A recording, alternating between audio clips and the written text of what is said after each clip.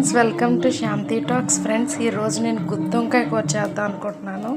So ఇదైతే చూసారు కదా, 4 ముక్కలుగా కట్ చేశాను అనమాట. చాలా మంది సూపర్ అండి, one of my favourite dish also.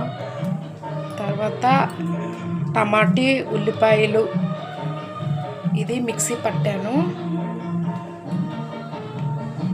Oil అనేది వేడి చేస్తున్నాను. ఫస్ట్ ఇది వేయించుకున్న తర్వాత ప్రాసెస్ చేస్తున్నాను. సింపుల్, ఈజీగా ఇది వేసేసిన తర్వాత వేయించుకున్న తర్వాత ఆయిల్లోని పక్క తీసుకుంటాము. తర్వాత ఇది వేసుకొని కొద్దిసేపు నూనె పైకి తేలినట్టుగా మనం ఇది కుక్ చేసుకున్న తర్వాత ఉప్పు కారం వేసి కుక్ చేసుకోవాలండి. కుక్ చేసుకున్న తర్వాత కొంచెం గరం మసాలా వేసుకుంటే సరిపోతుంది.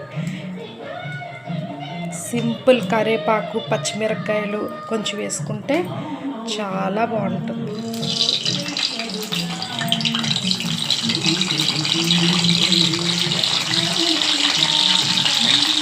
మీ అందరికీ ఎవరికి ఇష్టమో వాళ్ళ కామెంట్ రూపంలో తెలియజేయండి.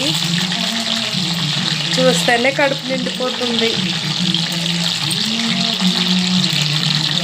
జస్ట్ ఇలా పెట్టి కొంచెం దగ్గరికి అయిపోతుంది కదా, అప్పుడు మనం చక్కగా ఆయిల్లో బాగా వేయించుకొని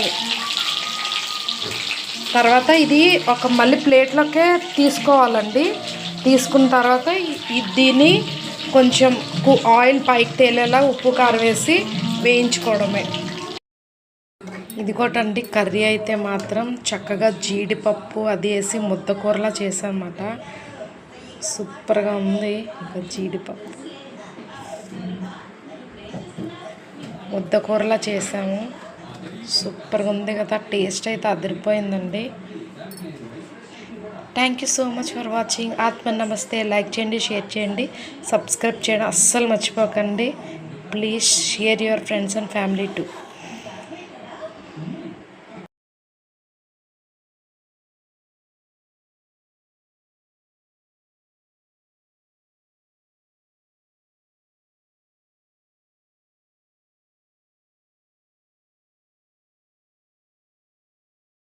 ఇదిగోటండి కర్రీ అయితే మాత్రం చక్కగా జీడిపప్పు అది వేసి ముద్దకూరలా చేసామన్నమాట.